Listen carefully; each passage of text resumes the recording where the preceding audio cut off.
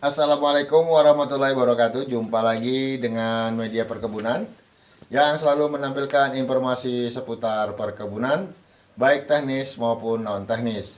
Juga industri yang berkaitan dari hulu hingga ke hilir, serta informasi-informasi yang terkait kebijakan pemerintah yang menyentuh sektor perkebunan.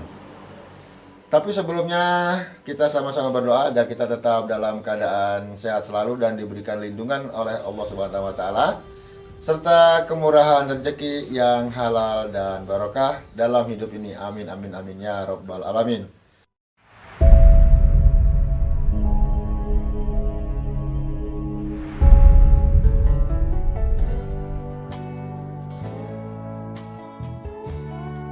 Baiklah sobat planters, pada kesempatan kali ini kita kembali menampilkan baca berita. Yang kali ini kita ambil dari elais.co yang terbit pada tanggal 18 Mei tahun 2022 dengan reporter Sahrul yang ambil judul di Papua harga sawit hanya Rp700 per kilogram. Dan nanti setelah baca berita ini kita akan ulas sedikit tentang materi yang disampaikan dalam baca berita ini. Tapi sebelumnya baiklah kita baca dulu. Papua, elais.co. Belum tuntas soal perkebunan kelapa sawit. Kini Papua dirundung masalah harga yang membuat petani makin menjerit. Pasalnya, harga sawit di ujung timur Indonesia ini hanya dihargai Rp700 per kilogramnya. Ambruknya harga tandan buah segar atau TBS di sana akibat kebijakan larangan ekspor CPO. Ketua DPW Apkasindo Papua, Albert Yoku, saat berbincang dengan elais.co mengatakan, saat ini harga TBS di wilayahnya hanya sekitar Rp700 per kilogram. Sementara harga normal sebelum Lebaran Idul Fitri kemarin masih bertengger di angka Rp2.700 per kilogram.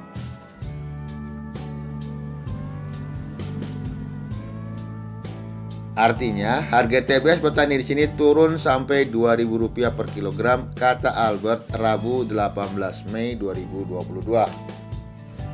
Tentu dengan harga segitu, petani sawit di sana semakin sulit dalam memenuhi kebutuhan sehari-hari. Malah kondisi saat ini petani justru malas untuk memanen kelapa sawitnya. Sekarang banyak petani yang membiarkan kebunnya, sebab kalaupun melakukan panen, biaya produksi tidak terganti bebernya. Penurunan harga tadi juga dampak dari pabrik kelapa sawit atau PKS yang sudah kebanjiran stok TBS. Sementara tangki penyimpanan CPO juga diinformasikan hanya cukup untuk operasional 2 pekan. Tutup sih tidak, tapi PKS sudah penuh dengan TBS. Sementara CPO juga belum bisa dijual belikan ke luar negeri tuturnya. Dengan begitu, Albert meminta agar pemerintah dapat melakukan evaluasi terkait kebijakan larangan ekspor CPO. Kalau keran ekspor kembali dibuka, PKS dapat beroperasional seperti biasa, sehingga TBS petani kembali dibeli oleh PKS dengan harga normal tandasnya. Editor Sahril Ramadana. Oke sobat planter, demikianlah tadi baca berita dari elais.co dengan judul di Papua harga sawit hanya Rp700 per kilogram. Baiklah kita ulas sedikit tentang materi dari pembacaan berita ini. Dampak sawit tidak dipanen ya karena harga turun hingga Rp700 per kilogram itu menjadi suatu hal yang sangat menyakitkan bagi petani dimanapun, baik di Papua, di Sumatera, di Kalimantan, di Sulawesi, dan ini suatu dilema.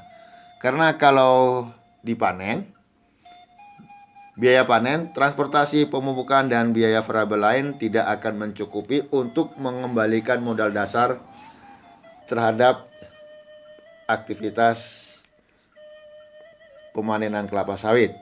Sementara untuk wilayah Sumatera saja, biaya yang dikeluarkan untuk 1 kg TBS itu HPP-nya kurang lebih Rp900 per kilogram.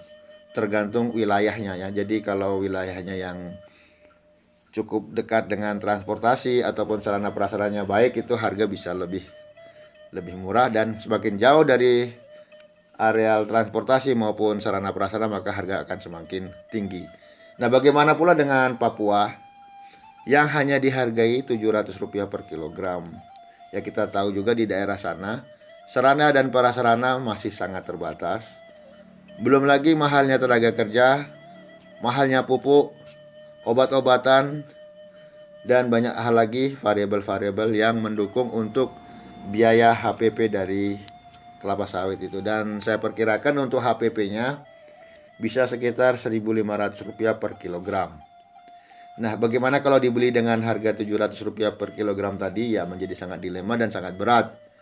Dipanen tidak untung, dibiarkan merusak tanaman. Sobat Planter, seperti telah saya sampaikan beberapa waktu lalu di channel ini juga, bahwa akibat buah sawit yang tidak dipanen itu akan memunculkan penyakit baru pada tanaman, yakni ya sekitar 30 atau 40 hari setelah buah itu tidak dipanen akan menimbulkan jamur yang merusak tanaman. Nah, jamur ini dinamakan Marasmius palmivorus. Dan walaupun jamur ini bersifat saprofit, namun bisa juga menginfeksi jaringan hidup dan berubah menjadi parasit. Nah, kalau sudah menyebar hampir di seluruh tanaman dan sporanya nanti akan berpindah dengan bantuan angin, maka akan menjangkiti pohon-pohon yang lain dan akibatnya akan sangat fatal bagi keseluruhan areal perkebunan. Nah, dampak yang ditimbulkan akan sangat fatal. Dalam kondisi yang mendukung perkembangan penyakit ini akan mengakibatkan penurunan hasil tandan buah hingga 25%. Cukup tinggi. Tentu saja hal ini mengakibatkan kerugian begitu besar karena buah yang seharusnya masak, jadi sebelum masak sudah busuk. Begitu terus karena serangan jamur tadi sangat berbahaya bagi pertumbuhan bunga dan buah sawit, sehingga akhirnya buah tersebut tidak layak untuk dipanen. Nah, kalau ini terjadi maka dampak yang muncul akan lebih dahsyat, dan ini bukan perkara mudah teman-teman. Untuk mengembalikan kondisi tanaman yang terserang jamur perlu waktu 1 tahun untuk pulih, dan itu pun harus ada perlakuan khusus. Jadi perlakuan khusus nanti kita bahas pada sesi lainnya, dan mungkin juga para teman-teman yang juga di sini para planter telah sering untuk melakukan perlakuan khusus bagi tanamannya yang kena serangan jamur Marasmius palmivorus tadi.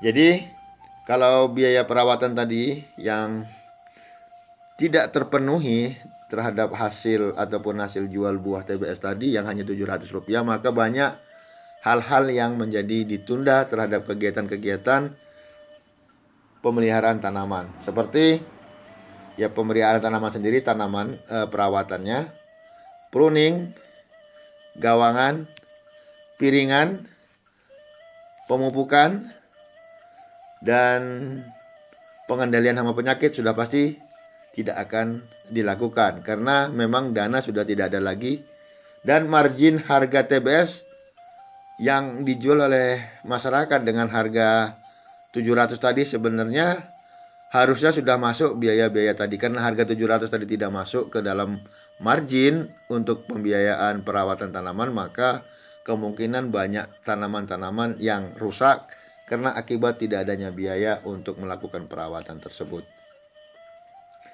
Makanya untuk daerah-daerah seperti Papua yang kita bilang tadi, HPP-nya kemungkinan 1.500, sementara untuk di wilayah Sumatera paling ringan adalah 900, dan Kalimantan, Sulawesi mungkin akan lebih tinggi lagi.